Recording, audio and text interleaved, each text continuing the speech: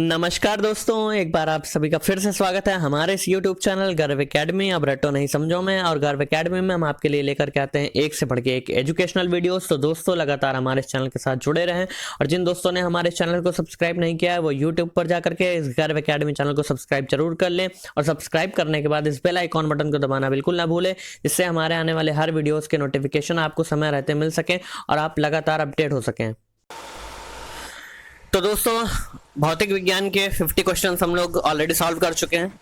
Physics के 50 questions का एक वीडियो ऑलरेडी मैं अपलोड कर चुका हूं। अभी उसका दूसरा पार्ट है। बाकी के 50 क्वेश्चंस आज हम लोग सॉल्व करने वाले हैं। तो सबसे पहला क्वेश्चन है, घरेलू विद्युत उपकरणों में प्रयुक्त सुरक्षा फ्यूज तार उस धातु से बनी होती है जिसका ऑप्शन ए प्रतिरोध कम हो, बी गलनांक कम हो, सी चालकता कम हो, डी गलनांक ज़्यादा हो। तो जिस धातु का गलनांक कम होगा सुरक्षा फ्यूज तार उसी धातु की बनती है। घरेलू विद्युत जो उपकरण होते हैं उनका जो फ्यूज तार होता है वो गलनांक कम हो ऐसा होता है। जब प्रकाश की किरण एक माध्यम से दूसरे माध्यम में जाती है तो क्या होता है? तरंग दैर्घ्य समान बनी रहती है, आवृत्ति समान बनी रहती है, आवृत्ति बढ़ जाती है, या इनमें से कोई नहीं। तो आवृत्ति समान बनी रहती है। जब प्रकाश की किरण एक माध्यम से दूसरे माध्यम में जाती है तो उसकी आवृत्ति समान बनी रहती है। पराश्रव्य तरंगे वे ध्वनि तरंगे हैं जिनकी आवृत्ति कितनी होती है? तो 20,000 हर्ट्ज से अधिक जिनकी आवृत्ति होगी वे तरंगे पराश्रव्य तरंगे या अल्ट्रासोनिक वेव्स होती हैं। अगर 20,000 हर्ट्ज से अधिक होगा, मोर देन 20,000 हर्ट्ज होगा, तो वो वेव्स क्या होंगी? अल्ट्रासोनिक वेव्स होंगी या पराश्रव्य तरंगे होंगी। वायुमंडलीय दाब को मापने का यंत्र कौन सा है? तो बैरोमीटर। वायुमंडलीय दाब को जिस यंत्र से मापते हैं उसे बैरोमीटर कहते हैं। एक तालाब के किनारे एक मछुआरा मछली को भाले से मारने की कोशिश करता है तो उसे निशाना कैसे लेना चाहिए? तो ऑप्शन ए जहां मछली दिखाई दे उसके ऊपर लेना चाहिए, बी सीधे मछली पर लेना चाहिए, सी जहां मछली दिखाई दे उसके नीचे लेना चाहिए, डी पानी की ऊपरी सतह पर। तो जहां मछली दिखाई दे ठीक उसके नीचे निशाना लेना चाहिए। परमाणु बम का सिद्धांत आधारित है किस पर? परमाणु बम का सिद्धांत आधारित है नाभिकीय विखंडन पर। एटम बम जो होता है वो एक्चुअली नाभिकीय विखंडन पर आधारित होता है। किस पे? नाभिकीय विखंडन पर।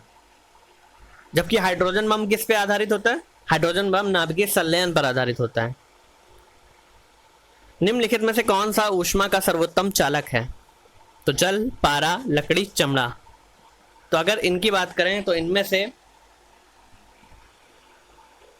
पारा ऊष्मा का सर्वोत्तम चालक है। अगला प्रश्न, एक श्वेत और चिकनी सतह कैसी होती है? तो एक श्वेत और चिकनी सतह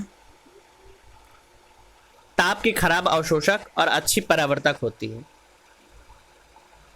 देखिए बहुत इंपॉर्टेंट क्वेश्चन है। और सफेद कपड़े क्यों पहने जाते हैं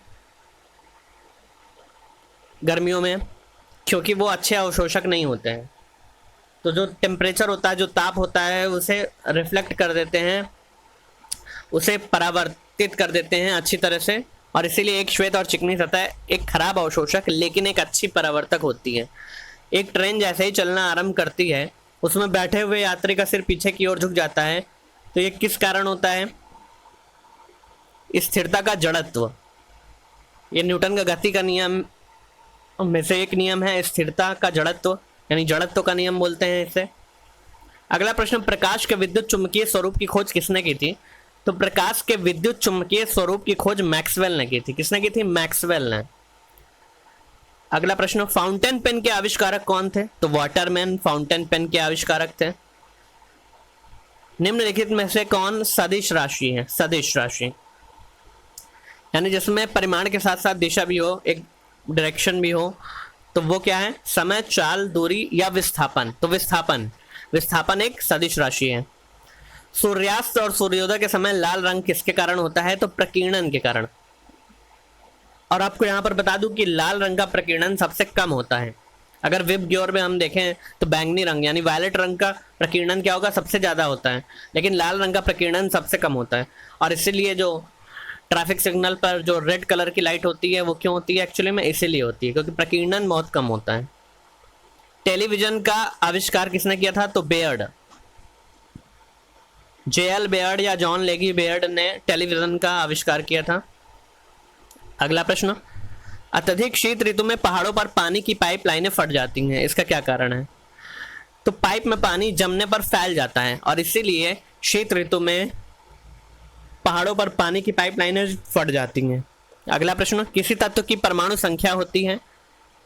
तो परमाणु संख्या यानी एटॉमिक नंबर की बात कर रहा है। तो एटॉमिक नंबर जो न्यूक्लियस में क्या क्या होते हैं? न्यूक्लियस में होता है प्रोटॉन और न्यूट्रॉन, बट न्यूट्रॉन अनावेशित होता है, न्यूट्रल होता है, और प्रोटॉन में पॉजिटिव चार्ज होता है। तो प्रोटॉन का नंबर काउंट करते हैं, जितने नंबर ऑफ प्रोटॉन्स होंगे उतने ही एक्चुअली में एटॉमिक नंबर होगी उस एलिमेंट की। अगला प्रश्न, निम्नलिखित में से किसने लेजर का आविष्कार किया? तो थियोडोर मेमन, बहुत इंपॉर्टेंट क्वेश्चन है। थियोडोर मोमेन या थियोडोर मेमन नाम से मिलता है।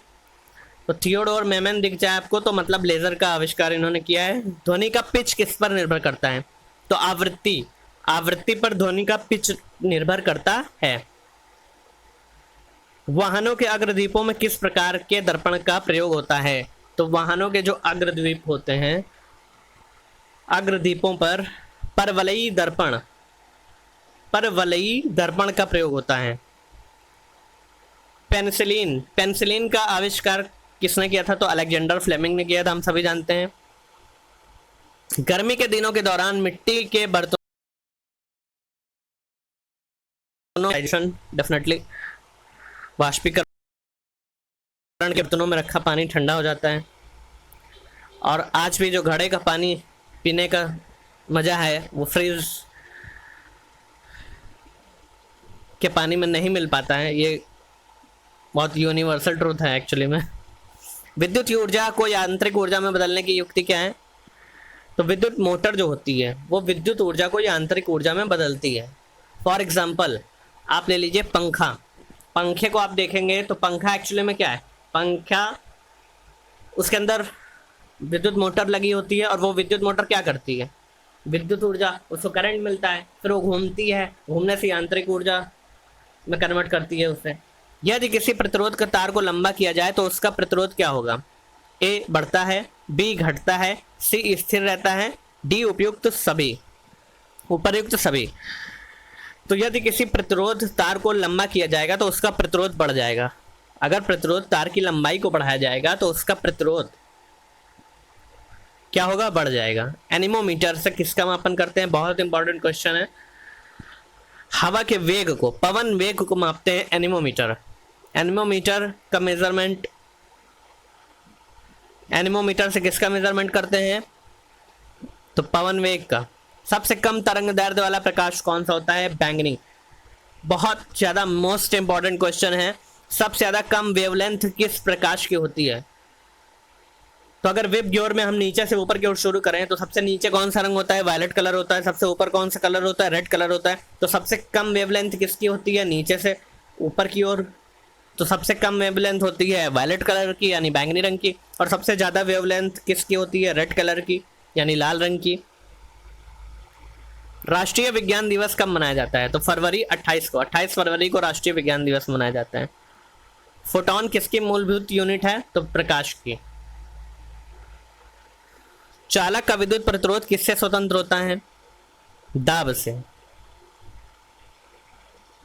चालक का जो विद्युत प्रतिरोध होता है तो तापमान से, अनुप्रस्थ परिच्छेदी क्षेत्र से और लंबाई से, इन तीनों से इफेक्ट होता है उसमें, लेकिन दाब से, प्रेशर से उसमें कोई इफेक्ट नहीं होता है। एक्स किरणों का आविष्कार किसने किया था? तो डब्ल्यू रॉन्जन ने। रॉन्जन, रॉन्जन लिखा है इसमें लेकिन रॉन्जन होता है, विलियम रॉन्जन।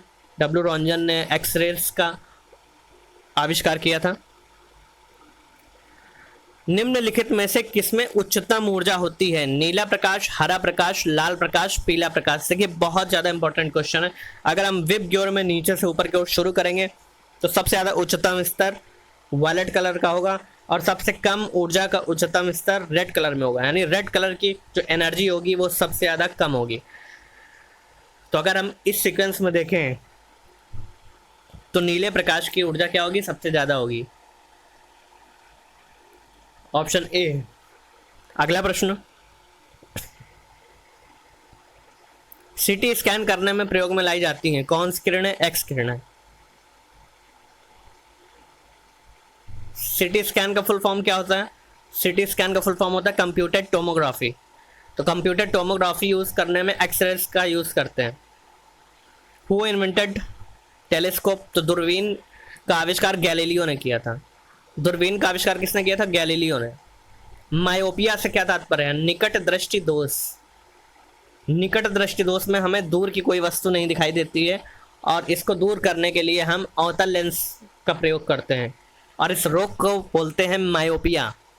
क्या बोलते हैं? निकट दृष्टि दोष को अंग्रेजी में मायोपिया बोलते हैं, इसका दूसरा नाम है। ऑप्टिकल फाइबर जिस सिद्धांत पर काम करता है वो होता है पूर्ण आंतरिक परावर्तन। ऑप्टिकल फाइबर जिस सिद्धांत पर काम करता है वो होता है पूर्ण आंतरिक परावर्तन। एक्सरे का आविष्कार, एक्सरे मशीन का आविष्कार एक्चुअली में किसने किया था? तो रॉन्जन। Same answer. तरल ताल वास्तविक गहराई से कम गहरा दिखता है तो उसका क्या कारण है? तो प्रकाश का अपवर्तन इसका कारण है। एक नैनोमीटर होता है कितना? 10⁻⁷ सेंटीमीटर। मारीचिका का बनना, मारीचिका या मृग मारीचिका का बनना उदाहरण है पूर्ण आंतरिक परावर्तन का, प्रकाश के पूर्ण आंतरिक परावर्तन का। प्रकाश वोल्टीय सेल होते हैं। कौन से सेल होते हैं? सौर cell, thermal cell, sulphur cell, molar cell. तो प्रकाश वोल्टीय सेल सौर सेल होते हैं। Theory of relativity, theory of relativity यानी सापेक्षिकता का सिद्धांत किसने दिया था? A Newton, B Pascal, C Einstein, D Archimedes. तो आइंस्टीन हम सभी जानते हैं, बहुत इंपॉर्टेंट क्वेश्चन है। किस ताप पे पानी का घनत्व तो अधिकतम होता है? तो 4 डिग्री सेल्सियस। भूकंप की तीव्रता किससे मापी जाती है? सिस्मोग्राफ। भूकंप की तीव्रता सिस्मोग्राफ से मापी जाती है। नाभिकीय रिएक्टर में भारी जल यानी D2O का यूज किस रूप में करते हैं? तो मंदक के रूप में। न्यूक्लियर रिएक्टर जो होता है उसमें हम DTO का यूज मंदक के रूप में करते हैं। एक हार्स पावर में कितने वाट होते हैं? 746 वाट्स, यानी एक हार्स पावर में 746 वाट होते हैं। प्रकाश का रंग निर्धारित होता है उसके आयाम से, उसके तरंग दैर्ध्य से, उसकी तीव्रता से, उसके वेग से। तो प्रकाश का रंग जो निर्धारित होता है, जो कलर, लाइट का कलर जो डिटरमिन करते हैं हम, वो एक्चुअली उसके वेवलेंथ से करते हैं। और वेवग्योर, सबसे कम वेवलेंथ वायलेट कलर की, सबसे ज़्यादा वेवलेंथ रेड कलर की। बहुत इंपॉर्टेंट, मोस्ट इंपॉर्टेंट। एक स्वतंत्र रूप से लटका हुआ चुंबक सदैव ठहरता है उत्तर दक्षिण दिशा में, यानी नॉर्थ साउथ डायरेक्शन में हमेशा स्वतंत्र रूप से लटका हुआ चुंबक ठहरता है। पृथ्वी एक बहुत बड़ा चुंबक है, डेफिनेटली है। उसका मैग्नेटिक क्षेत्र किस दिशा में विस्तृत होता है? तो देखिए, साउथ से नॉर्थ की ओर। पृथ्वी एक बहुत बड़ा चुंबक है और उसका जो मैग्नेटिक फील्ड होता है वो किस डायरेक्शन में फैला होता है? तो वो दक्षिण से उत्तर की ओर, साउथ से नॉर्थ की ओर। पराश्रव्य ध्वनि तरंगों का उपयोग